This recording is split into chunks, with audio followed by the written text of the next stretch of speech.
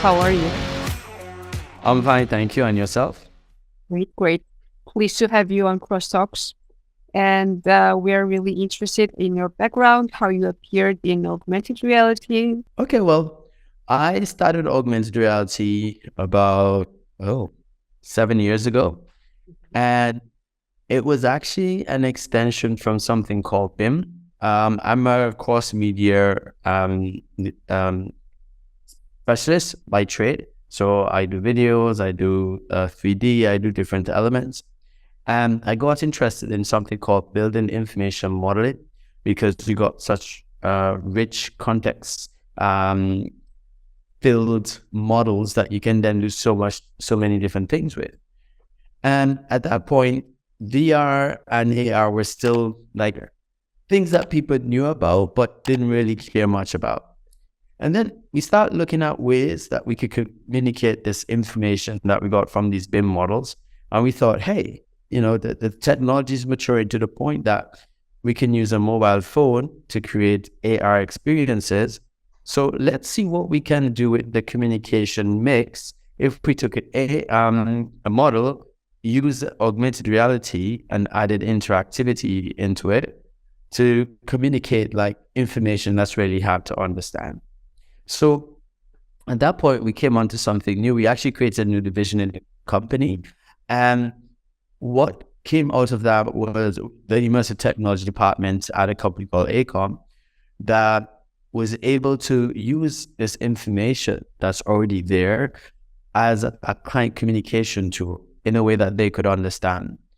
And for example, like usually when they're creating, say a house, you'll get a picture of the house, a few renders from different angles, but you're not quite sure if this is what you want until you see the built product. What augmented reality allowed us to do was to bring that house into the real world and have them walk around it and understand at a one-to-one scale what this house would look like, what this building would look and feel like. Are the rooms big enough? Is that entrance where I think it should make sense? It really changed the way that people understood the models and the design intent. And that was like my start in augmented reality. This is way before most people even got interested in AR because, let's be honest, Pokemon Go was the reason why a lot of people jumped onto augmented reality. We were playing around with AR for several years before that. And then when the technology matured to a point that almost everyone had AR in their hands, we continued to. So this is kind of how I got into AR. And now I see it as a great communication tool and an engagement tool. And that's why I'm still involved with the technology.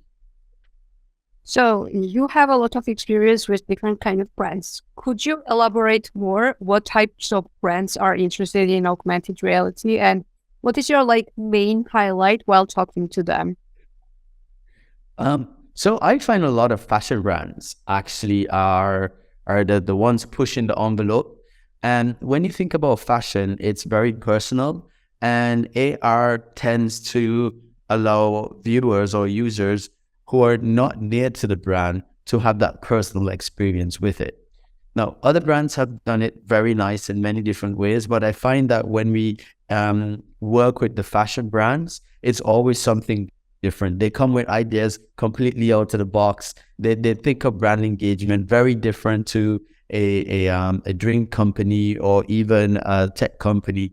So I remember it was almost 2 years ago now, we did an activation for a company called Earth of 1.8, and the AR elements that we created for that in conjunction with Fashion Foresight was absolutely fantastic. Like, if it was left up to my device, these things would not have been the same way because I just don't think the way fashion does.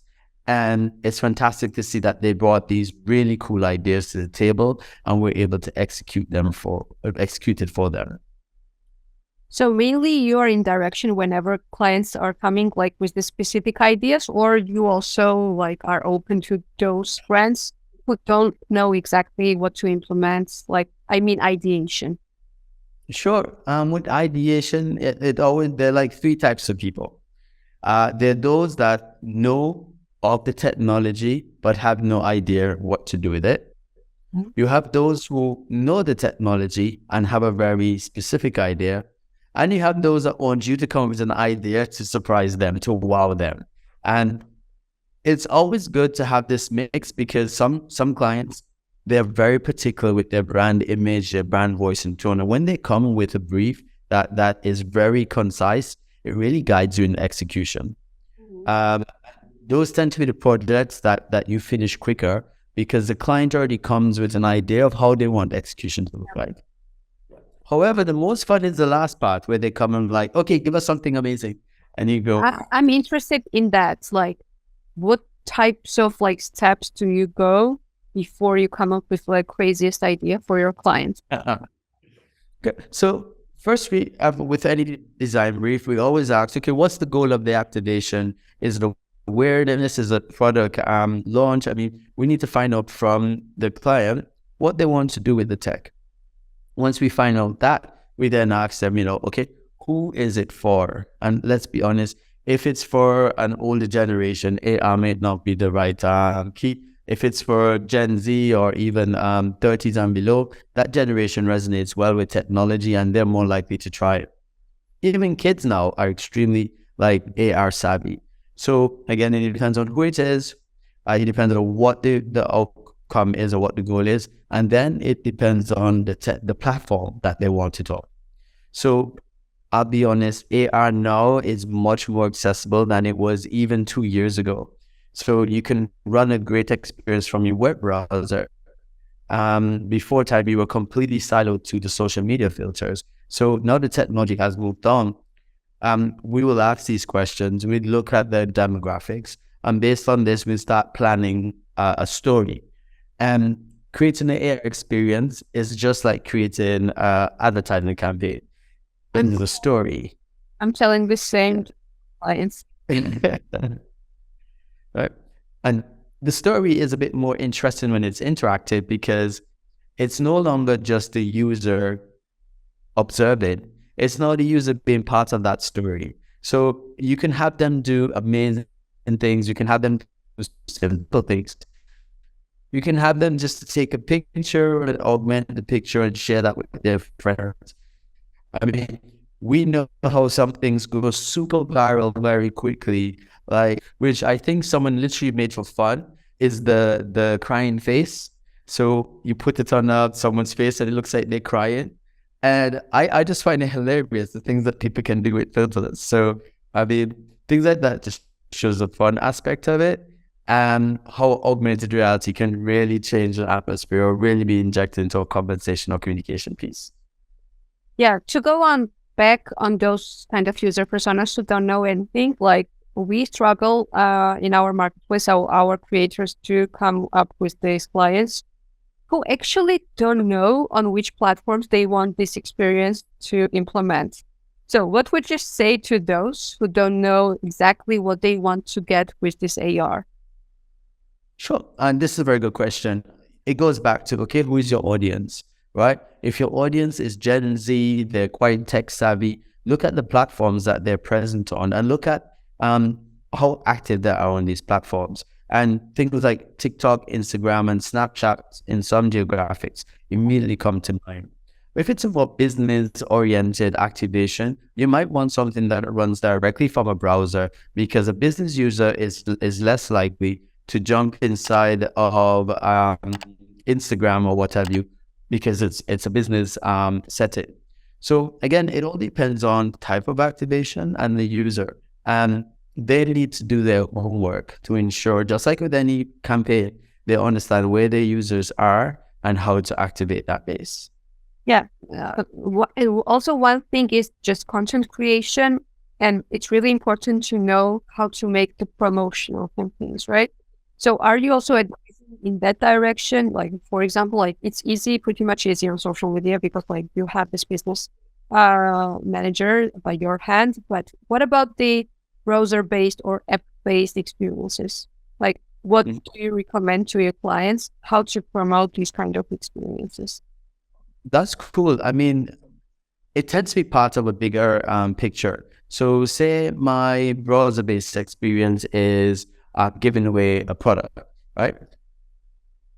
They have to be somewhere physical to get the user's attention. So they're usually at festivals or they're in a shopping mall. They need a physical presence somewhere, because just telling the user, scan this code and enjoy your experience, nobody will do it. We are the super skeptical bunch. But but if it's in front of me and it says, hey, play this AR game and win a prize, people are more open to trying this experience because now they're incentivized and they're seeing other people doing it. It just takes one person to start for others to continue. Yeah, like on the weekend, we launched an activation. It wasn't AR, but it was a simple game, and it was a game of skills. So the better you are, the better your score is. Like if you're faster and you're accurate, you get better scores. And it was so much fun to see how this immediately sparked rivalry between parents and children, friends. I mean, someone will be watching someone play and like, okay, I can beat that score. And they go and they play. It's the same thing with AR. Once they see someone doing it, others will join in just because of the fun factor and a bit of the FOMO that you can put into it. It's pretty easy when it's happening offline, and it's like offline events, like as you mentioned, it might be in a mall, in a festival, or something like launch event maybe. But how you can engage people in internet without like looking at someone like me sitting on the sofa, enjoying my evening? What types of experiences should we concentrate whenever we want to engage with internet people? If I want AR activation, I need to make whatever it is or whatever that story is compelling enough or interesting enough for them to want to try that home. Right? So it then takes you back into the whole marketing mix where you will have some level of promotional video or ad space that will capture their attention. And it's not easy because, let's be honest, we have so many things vying for our attention. Like think of YouTube. Once that ad comes on, you're counting down that 5 seconds, 4, 3. I mean, it could be amazing content, but you just want to close that window. And that's why augmented reality works whenever like we allow people to become heroes of the experience, not just like viewers from the screen, right? Correct. Like, okay, do we have positive sides? Of course, whenever we're working on augmented reality, but can you dive in more like on negative part? What is the worst part working on augmented reality? And because people somehow perceive that augmented reality still is simple whenever they see this amazing experience. They don't know what types of work is being done back. So just explain pretty easily what needs to do just to implement, for example, browser-based experience.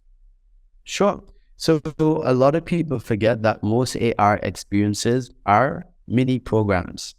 And with every program, you need to create a user experience. So companies kind of jump in the deep end and like, oh yeah, I want to AR and this is what I want. But okay, so how is the user going to interact with this AR? What is the end result? So a lot of people forget that, because the technology is readily available, that it still takes time to develop. And you could see the difference between a rush AR experience to something that was properly developed. Also, companies have unrealistic budgets. Like they're like, okay, we have $1,000. Can you build us an AR experience? Okay. And then they tell you the quote, the scope, and you're like, let's be very honest. If that's what you want, you're not thinking about the technology in your market. You know? Yeah. And I think this is usually negative. So let's explain what's the technology, why it costs so much more than $1,000 if you want like really sophisticated experience. What's being done? Sure.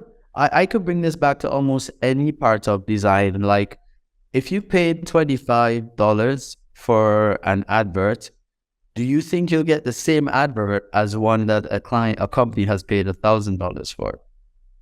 You will not. The messaging will be different. The aesthetics will be different. Type of elements involved will be different. Why? Because you're not just paying for a designer to put things together. You're paying for experience. You're paying for assets. You're paying for somebody who knows what they're doing to tell that story. The other person is merely putting things together, right? And this is the biggest issue. Like, I mean, go back to the early days when people would say, "Oh, my niece knows Photoshop." That doesn't make her a designer. That just means she can open Photoshop and do something in it. Now, if I told her, "Okay, here's a model's picture. I need you to remove her from the background. Do this, do that, do that, do that, do that," this person may struggle. Now, I'm not saying that this is a great analogy. However, you quickly understand who understands the tools. Yeah. Yeah, it's all said because like even though like some of the brands are always telling that okay, oh we have internal designer or developer, and they think somehow that even without experience they can afford them to create a user experience, and we are pretty much always explaining how many steps is being done before this really amazing product. Correct. This here we have really big hype around metaverse. So every brand wants to be represented there, right? So it's like local, everywhere where it's happening the same. So what type of experience do you have? Like, do people differentiate what is metaverse that without augmented reality or virtual reality, metaverse is not happening at all? Or just tell us what's your experience with that? Okay, so we actually do metaverse consultancy and actually build experiences through several platforms for companies. Now, the biggest challenge is companies are approaching the metaverse without any strategy. We want to be in the metaverse. Okay, what is the experience? Again, the exact same questions with augmented reality. What is the experience? What will the user get from this, right? So many companies forget at the end of the day, they are not serving themselves. They are serving customer, a user. And if you're going to do something online or even offline, you need to think of what that user will find beneficial and why would they use it in the first place. Because here's what, would you use a straw if it had no value? No. However, you know that using a straw, you don't put your mouth on the glass, maybe, all these different things, and you see the exact benefit. So if a brand is going to go into the metaverse, my first question is, okay, what is it you want to represent in this space? Who are you engaging? Why do you want to be in this space? Have you done a readiness fit? Are your customers in this space? If not, how will you get them to your particular brand? And these are good questions to ask, because the metaverse could either be, or being in the metaverse can either be a extremely expensive ordeal or completely waste of time if it's not implemented correctly. I mean, there's some brands who made a building in the central land, and they're like, okay, we're in the metaverse, and then users visited this space and they're like, okay, it's a building. Yeah. That was it. That was the experience. That's a terrible brand experience. So what do you think, like, how can we educate these kind of people who have a clue yet why they should be in metaverse and how they can use all these technologies like virtual reality and augmented reality? Sure. Okay, so I see virtual reality and augmented reality as mediums. Just like we have our computer screen, we have televisions, we have mobile, all these are mediums, even print advertising mediums. So if we think of the technology as a medium and not as the means, it changes the way we approach the whole ordeal. The metaverse is an ecosystem.